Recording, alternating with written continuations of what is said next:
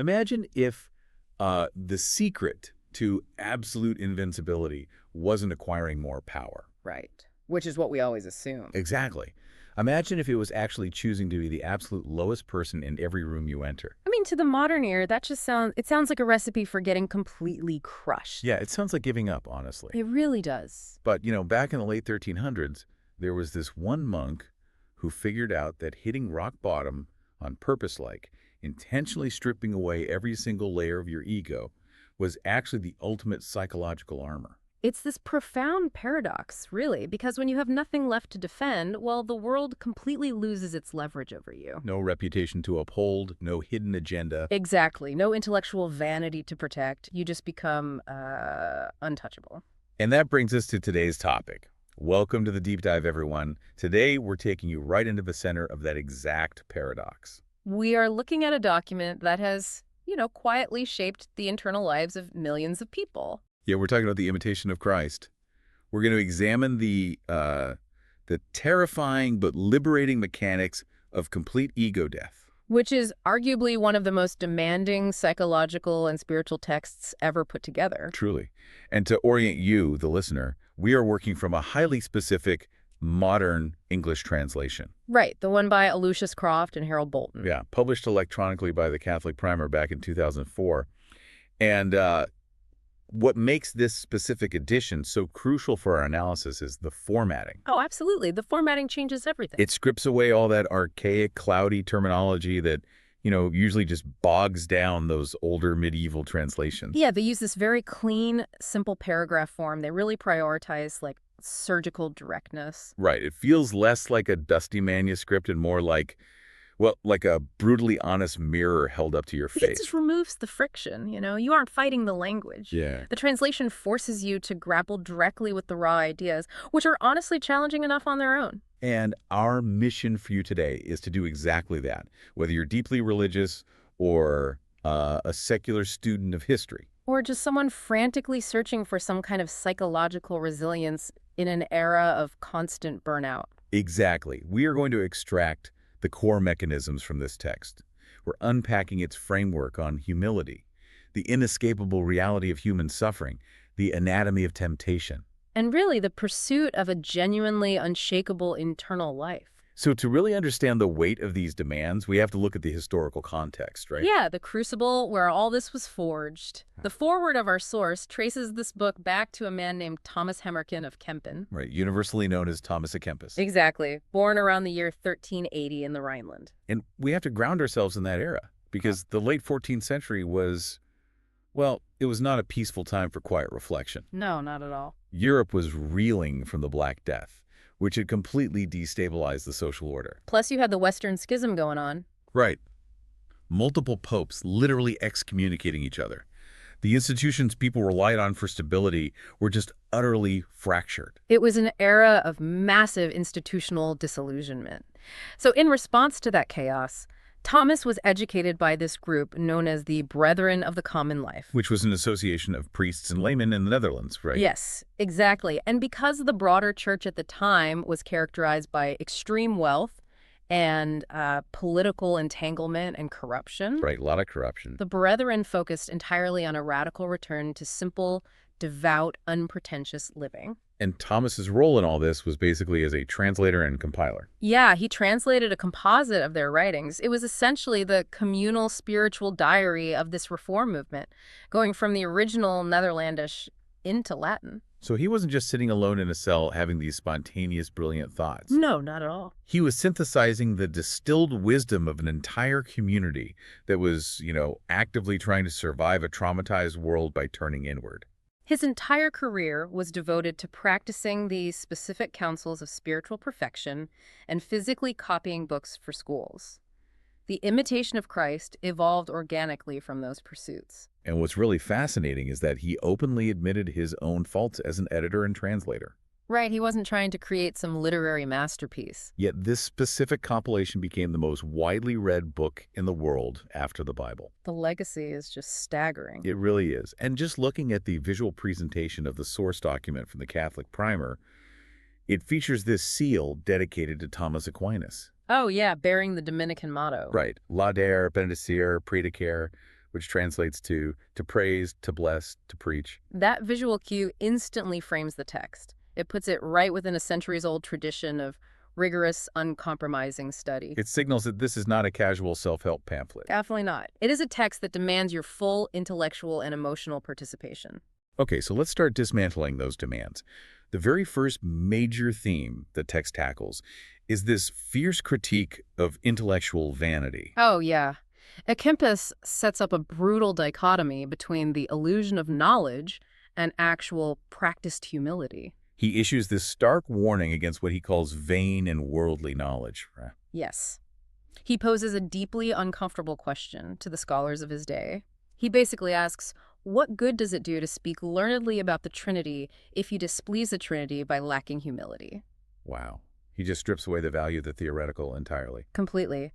And he goes even further. He says, a humble rustic who serves God is better than a proud intellectual who neglects his soul to study the course of the stars. He's diagnosing this massive blind spot in human nature, isn't he? Yeah, we tend to confuse the accumulation of data with the acquisition of virtue. Right. He argues that mastering theoretical concepts or having a vast vocabulary is completely useless if it doesn't translate into a better, more ethical life. He famously writes that he would rather feel contrition than know how to define it. Now, I have to pause and push back on this a bit, because for you listening at home, embedded in a modern knowledge economy, this can sound dangerously anti-intellectual. Why, for sure. I mean, is the text arguing that studying astronomy or philosophy or engineering is inherently bad? Is the path to holiness just like aggressive ignorance? That is the immediate defensive reaction most intellectuals have. But Akempis is actually very careful to thread this needle. Okay, how's He that? explicitly states that learning and knowledge are not evil in themselves. In fact, he writes that knowledge is ordained by God. Ah, got it. So what's the hazard then? The hazard is the psychological inflation that almost always accompanies that knowledge. The peril arises when the pursuit of being called wise replaces the unglamorous, invisible work of maintaining a clean conscience. Oh, I see. It's the difference between knowing the map and actually walking the territory. Exactly. Think about the corporate world today. You meet people who have memorized every piece of modern business jargon. They talk endlessly about, synergy and agile frameworks. Empathetic leadership? Right. But they are completely toxic to their actual teams. They possess all the external signifiers of competence, but zero internal substance. That maps perfectly onto his critique. Those individuals use knowledge as a status symbol to elevate themselves above others. Yeah, the text says intellectuals naturally like to appear learned and to be called wise. It is that deep-seated craving for the reputation of wisdom that rots the core, because cultivating a reputation is just an external performance. And performing constantly distracts you from examining your actual character. Precisely. He argues that on the final day of reckoning, the universe will not ask what we have read, but what we have done. Not how eloquently we've spoken, but how purely we've lived. Which brings us to a highly practical, almost painful observation he makes about human interaction. The futility of idle talk. Yes, the text delivers this blunt, uncompromising directive. Shun the gossip of men as much as possible. And he doesn't just frame gossip as a moral failing. He dissects the psychological mechanics of why we do it in the first place. Why are we so drawn to constant chatter about trivial things? Why do we constantly discuss the flaws of others? The text suggests we do it because we are desperately seeking comfort from one another to ease a wearied, anxious mind. So gossip is basically a behavioral anesthetic. Exactly. We feel this internal void or a spike of anxiety, and instead of sitting quietly with that discomfort, We externalize the energy by dragging someone else's drama into the spotlight. we use the noise of the crowd to drown out our own internal silence. Wow. But Akempis points out the tragedy of this coping mechanism. He says the superficial external pleasure absolutely blocks inward and divine consolation.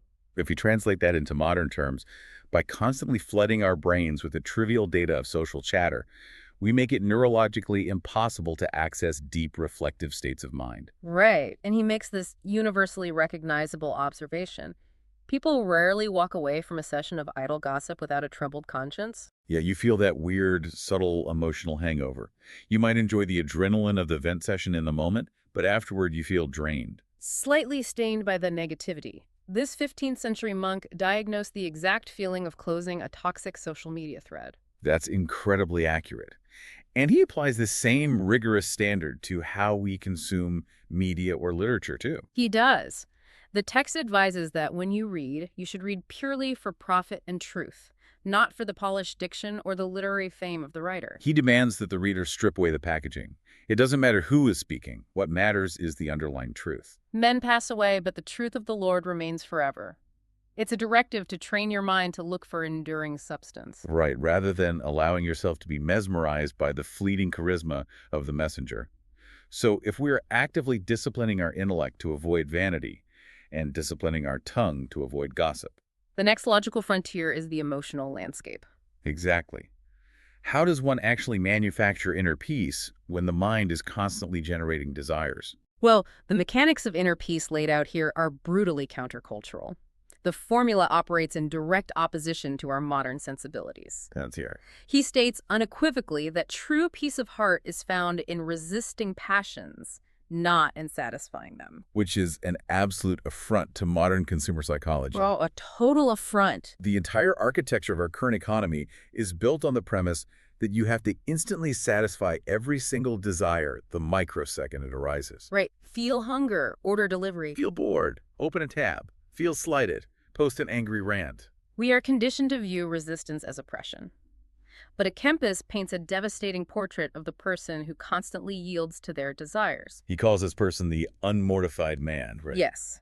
This individual is hyperreactive, easily tempted, and overwhelmed by the smallest inconveniences. And if this person attempts to deny himself something he wants, he immediately plummets into sadness and irritability. But if he actually manages to satisfy his craving, what is the emotional result? He's hit with a wave of remorse. Exactly. Remorse of conscience floods the system because surrendering to the passion didn't actually deliver the lasting peace that the craving promised. It's just a closed, exhausting loop. You're perpetually a slave either to the frantic craving leading up to the act or the crushing guilt right after it. To break that loop, the text offers this incredibly evocative imagery.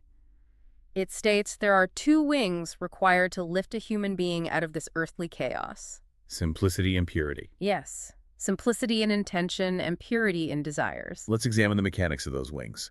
Simplicity of intention means your underlying motivation is a straight line. Right, no hidden agendas. You aren't doing a favor for a colleague while secretly calculating how to leverage it for a promotion later. Your intention is unfragmented.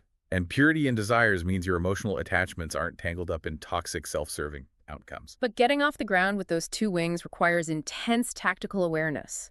The text operates on the assumption that you are under constant psychological siege. This book is fundamentally a tactical manual for spiritual warfare. It really is. It doesn't just offer platitudes like, be a good person. It breaks down the exact operational strategy of the enemy. Whether you interpret that enemy as literal demonic forces or just the shadow aspects of your own neurobiology. Right. And the foundational tactical doctrine he outlines is resist the beginnings. Remedies come too late when, by long delay, the evil has gained strength. You cannot wait until the fire is raging to look for a glass of water. Exactly. And to help the reader operationalize this, the text dissects the exact step-by-step anatomy of a temptation. This part is fascinating.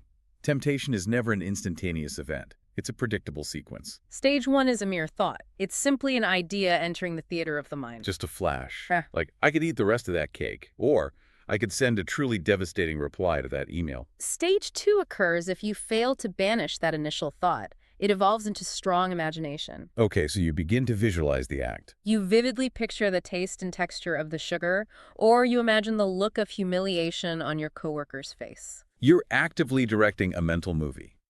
You're investing cognitive resources into the scenario. Which triggers stage 3, pleasure. Your nervous system actually begins to respond to the fantasy. Your brain releases dopamine just anticipating the act. Wow. And this subtle pleasure quickly hardens into stage 4, evil delight. This is where you actively savor the idea of crossing the moral line. You align your will with the outcome. Yes. And finally, stage 5 is consent. The psychological barrier breaks, and you make the conscious choice to execute the action. So the fatal error most of us make is trying to deploy willpower at stage 5. Exactly. We try to fight the temptation at the exact moment of consent when our brain is already flooded with dopamine and the momentum is overwhelming. The text is demanding that we fight the battle at stage 1, the mere thought.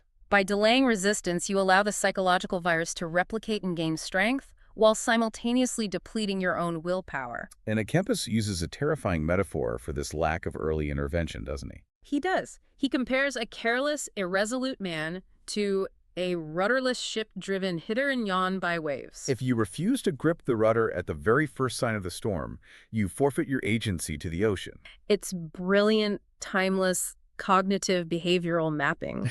It really is. But, even if you master this early resistance, you are still going to suffer. Oh, absolutely. And this text leans into a deeply countercultural argument regarding hardship.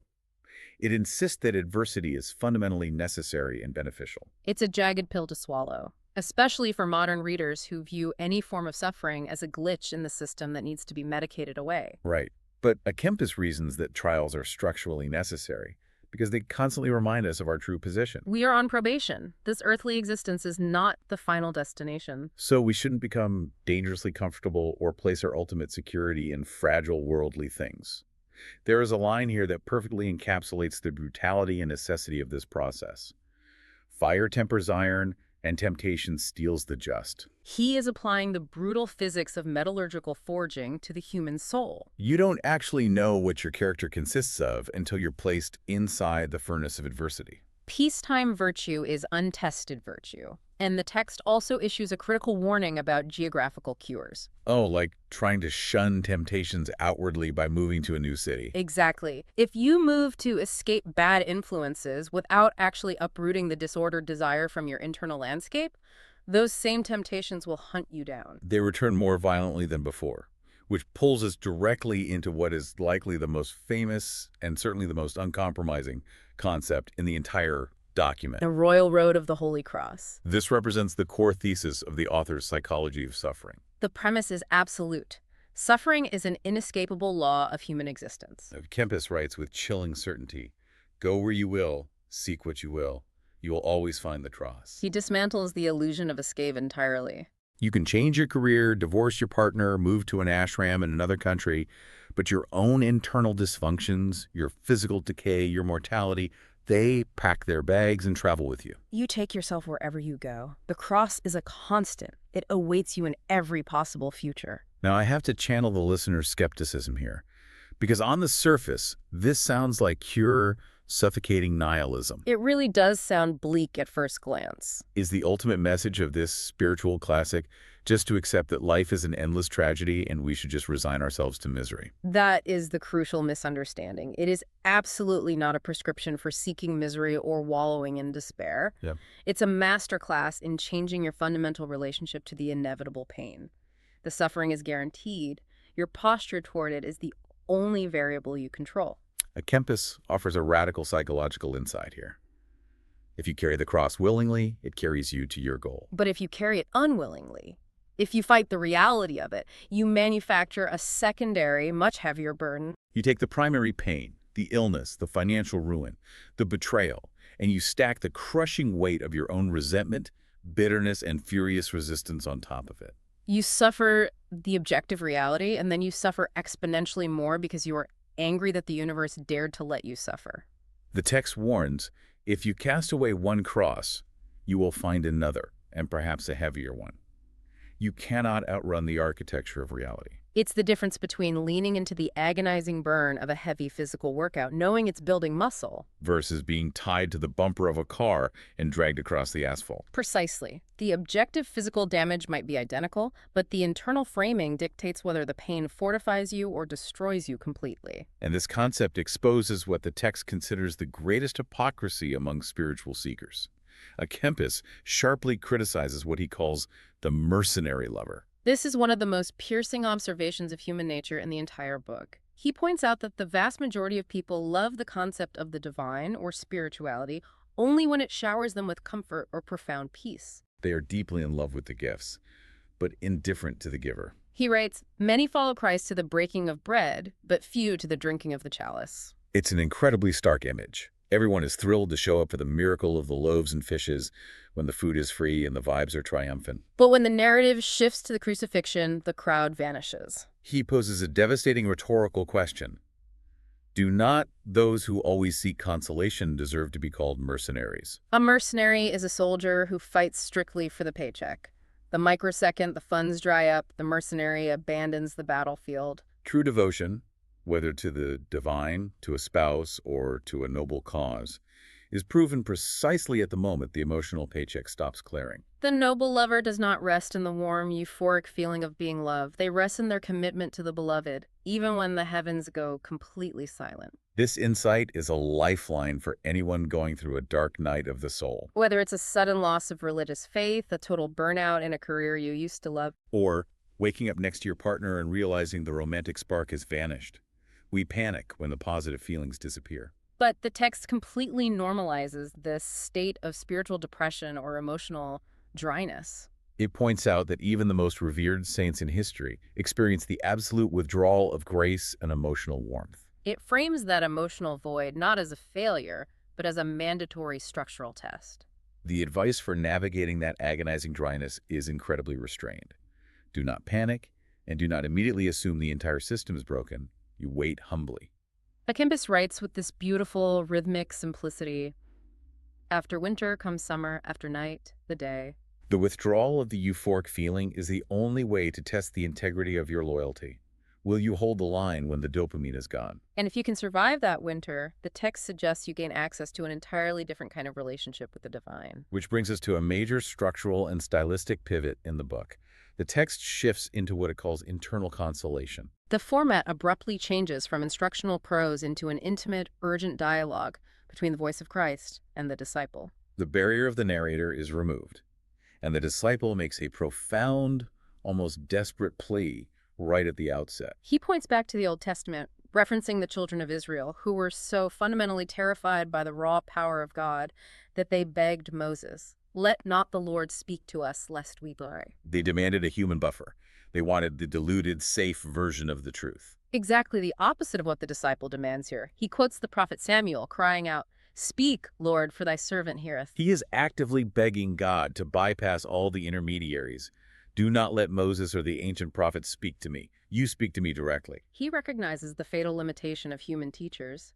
A human can deliver the data, but only the divine intelligence can unlock the actual meaning within the soul. A human teacher can point to the path, but only God can provide the physiological and spiritual stamina required to actually walk it. It's a demand for an unfiltered, highly dangerous encounter with ultimate reality. And within this direct dialogue, we are given a breathtaking, soaring definition of what love actually entails. The text describes love as an active, almost elemental force that makes every difficulty easy, bears a burden without being crushed by the weight, and renders sweet all that is objectively bitter. It moves far beyond the modern conception of love as a passive, soft emotion. It describes love as swift, sincere, kind, and delightful. But crucially, it insists that love is strong, patient, faithful, and intensely courageous. It is a rigorous, demanding discipline, and it comes with a terrifying caveat. The text states, "In whatever a person seeks himself there, he falls from love." If we unpack the psychology of that statement, it is the ultimate definition of ego death. True love requires the absolute annihilation of self-interest. To truly merge with the divine, one must empty oneself of all created love. You cannot operate with divided loyalties. You cannot constantly run a subconscious cost-benefit analysis on the relationship. Love must be entirely violently focused outward toward the beloved. And the voice of Christ immediately challenges the disciples' romanticized view of this love. He essentially counters with, "You speak beautifully about the theory of love, but are you actually a brave and wise lover? Because the moment the slightest difficulty arises, you abandon the mission and run off frantically searching for emotional consolation." It's a brutal reality check. It strips away the poetry. The voice of Christ clarifies that the brave lover stands immovable in the face of temptations. They elevate the intention behind every single action. The constant internal audit must be, am I doing this to secure my own comfort, or am I doing this out of pure devotion? Which transitions us into the operational mechanics of achieving this state. The disciple asks how to secure true, lasting peace, and the text responds with a highly specific four-step formula. Let's lay out these 4 rules for true liberty. They are deceptively simple in their phrasing, but agonizing to execute. Or what's rule 1? Rule 1, seek to do the will of others rather than your own. Okay. Rule 2. Rule 2, always choose to have less rather than more. Look always for the last place and seek to be beneath all others. And rule 4. Always wish and pray that the will of God be fully carried out in you. All right, I have to stop and interrogate this on behalf of anyone listening today in the 21st century. I don't blame you. Because if you look closely at those 4 rules, always defer to others, voluntarily embrace poverty, actively seek the absolute bottom of the social hierarchy, and completely surrender your own agency, how does this not completely destroy a person? It sounds counterintuitive. We exist in a hyper-competitive landscape that preaches aggressive self-advocacy, the absolute necessity of wealth accumulation for basic survival, and the relentless hustle to dominate your field. If someone listening tries to apply this framework tomorrow morning at their corporate job, aren't they just volunteering to become prey? From a purely secular Darwinian perspective, these rules look like a blueprint for evolutionary suicide. But Akempis is targeting a completely different metric of success. He is teaching the mechanics of freedom of heart. Yes. Let's look at the psychological load of the modern alternative. Think about the sheer exhausting terror of constantly having to assert your dominance, Of always needing to acquire more wealth to feel a fleeting sense of security. of constantly scanning the hierarchy to make sure no one is outshining you. It is a state of perpetual, vibrating anxiety. Your entire existence is spent defending the perimeter of your ego. Exactly. By radically relinquishing the desperate, clawing need to control outcomes, acquire resources, and dominate your peers, you instantly neutralize the anxieties that torture the human mind. Think about the invulnerability of Rule 3. If you actively, intentionally choose the lowest possible position, no one can ever demote you. You have weaponized humility. If you voluntarily choose to be content with nothing, market crashes and job losses lose their power to completely destroy your identity. It's a form of psychological invulnerability achieved through absolute radical surrender. So how do we actually monitor whether we are operating out of this radical surrender or just falling back into our evolutionary programming? The text provides one of the most brilliant diagnostic tools I've ever encountered. So relationships built on networking and leverage versus relationships built on genuine sacrificial service. Exactly. Now consider the desire for recognition. Nature craves honor, reverence, and applause. Grace faithfully deflects all glory back to the divine. Nature demands the credit for the successful quarterly report. Nature wants the title. Grace recognizes that the sheer cognitive ability and physical health required to even type the report were unearned gifts from the universe to begin with. Building on that, nature is deeply covetous. It naturally takes more than it gives and obsesses over private property and exclusive possessions. While grace is open-hearted, remarkably contented with very little, and truly operates on the principle that it is more blessed to give than to hoard. But here is the contrast that I think completely shatters our modern habits. Nature aggressively relishes knowing secrets and hearing news. Oh, yeah. It has a desperate wish to appear abroad, to be seen, and to consume a constant stream of novel sense experiences. And grace. Grace restrains the senses, rigorously avoids vain show, and actively hides deeds that are worthy of praise. It is a devastating indictment of the entire architecture of the digital age. Oh, our social media ecosystems are entirely powered by nature. We are incentivized to pry into everyone's personal lives, to broadcast our every trivial movement, and to frantically curate an image to maximize external validation. While grace seeks obscurity, grace does the incredibly difficult, heroic thing when the room is completely empty and feels absolutely zero compulsion to post about it later. This diagnostic tool allows the listener to pause before sending a text, making a purchase, or posting an image and ask, am I feeding nature or am I feeding grace in this exact moment? It is a mirror that refuses to flatter you. But if you can actually manage to operate out of that quiet obscurity of grace, you unlock a superpower. You became totally immune to the noise of the world. Which leads us to the text's strategy for dealing with slander, human judgment, and the terrifying reality of the end. We all carry this massive, heavy anxiety about what other people think of us. How does the text neutralize that fear? It applies a brutally pragmatic, almost physical reductionism to the fear of human judgment. The text asks, what are words but words? They fly through the air but hurt not a stone. We usually hear that as a childhood playground cliché, but here it is elevated to an absolute structural truth. Words are quite literally just acoustic vibrations moving through oxygen. They physically strike the tympanic membrane in your ear. They contain zero kinetic energy to harm you. The only reason they cause agonizing emotional pain is because your ego violently translates those sound waves into a threat against your social status. Kempis argues that if your conscience is pristine before God, the shifting, fickle opinions of humanity are mathematically irrelevant. Trying to mold yourself to please the crowd is an exhausting, impossible vanity. He points out that even the Apostle Paul, who desperately tried to be all things to all men to save them, was constantly misunderstood, judged, and despised. If you tether your internal peace to the external metric of public opinion, you are signing up for a lifelong emotional roller coaster that you cannot control. And crucially, the text warns us that this rule applies in both directions. We must become immune to the judgments of others, but we must also violently restrain our urge to pry into the hidden judgments of God regarding other people. Yes, a Kempis specifically targets the religious vanity of ranking people's holiness. He warns against arguing over which historical saint was greater, or who is currently more righteous. Engaging in those debates, he hopes, only nourishes pride and vainglory.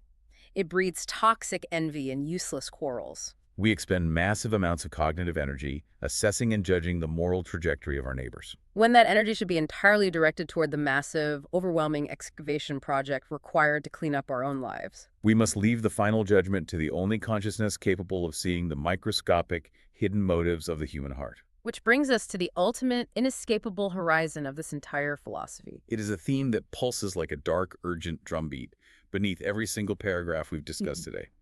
The practice of memento mori. Remember your death. The text takes an uncompromising, almost aggressive stance on mortality. It issues this terrifying directive. In every deed and every thought, act as though you were to die this very day. To truly internalize that for even 30 seconds is completely paralyzing, but also intensely clarifying. It incinerates every single piece of trivial nonsense in your life immediately. He forces the reader to confront the profound delusion of infinite time.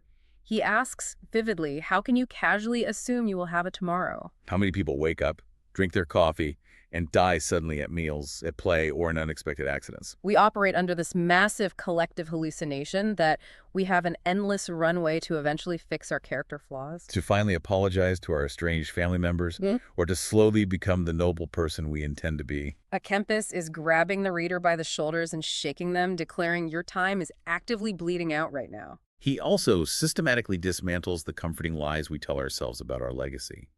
He gives this incredibly stark warning about relying on your network, your friends, or your relatives to pray for you or maintain your memory after you are gone. He writes, do not put your trust in friends and relatives, for men will forget you more quickly than you think. We all harbor this secret fantasy of a long, devastating period of mourning, where the world stops to recognize our absence. The brutal truth is, the world moves on with terrifying speed.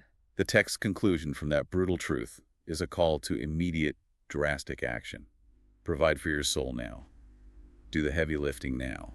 Because when the physical machinery of your body actually begins to shut down, you will be granted a violently different perspective on the life you have spent. You will look back at the decades you wasted obsessing over the opinions of strangers, acquiring objects you cannot take with you, and defending an ego that is about to evaporate. And the regret will be absolute. It forces a radical, agonizing reprioritization of this exact moment. If an alarm went off right now confirming you had exactly 12 hours left to live, you wouldn't spend a single second of it caring about the latest office gossip. You wouldn't care how many views your last post received. You wouldn't care if your car was a slightly older model than your neighbor's. The only metric that would matter, with agonizing clarity, would be the transparent state of your conscience and the integrity of your relationship with whatever comes next. It strips away every possible distraction until you are left staring directly at the core of your existence. This has been a monumental, heavy journey through an undeniably demanding text. As we pull back and synthesize the sheer scope of The Imitation of Christ, the psychological architecture it proposes is breathtaking. We began by aggressively dismantling intellectual pride, realizing that the accumulation of data is a dangerous illusion if it doesn't manifest as humility. We examine the necessity of cutting out the toxic, anesthetic noise of idle gossip to actually hear the truth. We waded into the deep, tactical mechanics of resisting temptation at the stage of the mere thought, refusing to let the neurochemical cascade reach the point of consent. We confronted the terrifying but necessary embrace of the cross, fundamentally altering our relationship with unavoidable suffering so that the fire tempers us instead of reducing us to ash. We analyze the brutal daily warfare required to starve our selfish, survival-driven nature so that we can feed the altruistic, transcendent impulses of grace. And we culminated in the piercing, clarifying terror of memento mori, the constant, unavoidable awareness of our own impending death. I want to stress to you, the listener, that while you've been listening to the analysis of a profoundly religious text written by an obscure monk in a 15th century cloister, The demands it places on the human psyche are devastatingly universal. its call for absolute self-honesty, for the total annihilation of the ego, and its rejection of shallow, dopamine-driven comforts remain the ultimate blueprint. For anyone attempting to build a deliberate, unshakable life amidst the chaotic noise of the modern world. It is the ultimate manual for tearing down the elaborate illusions we construct to protect ourselves from the truth. And that leads me to a final, provocative thought for you to carry into your day. The text warns us, repeatedly and ominously, that he who seeks anything but God alone will find only trouble and grief. It's a heavy warning. But I want you to consider the deeply personal, psychological translation of that spiritual warning. We exist in a society that practically mandates that we outsource our identities. We anchor our sense of self-worth to the fluctuating metrics of social media. To the prestigious titles printed on our business cards, to the balances in our bank accounts, and to the fleeting, fickle opinions of people we barely know. We are constantly frantically building our emotional houses on shifting sand. So ask yourself this with complete honesty. If every single external thing you currently define yourself by, your wealth, your physical health, your carefully curated reputation, your entire network of followers, were violently stripped away from you tomorrow morning, what is the unbreakable, irreducible core that would actually remain? Who are you, really, when the world completely stops looking? When you are finally alone in the center of that labyrinth, what exactly do you find? That is the ultimate, terrifying question this text forces us to answer. Thank you so much for joining us on this deep dive. It has been an intense, rigorous, and completely unforgettable journey. Keep exploring the difficult truths, keep questioning your own motives, and we will see you next time.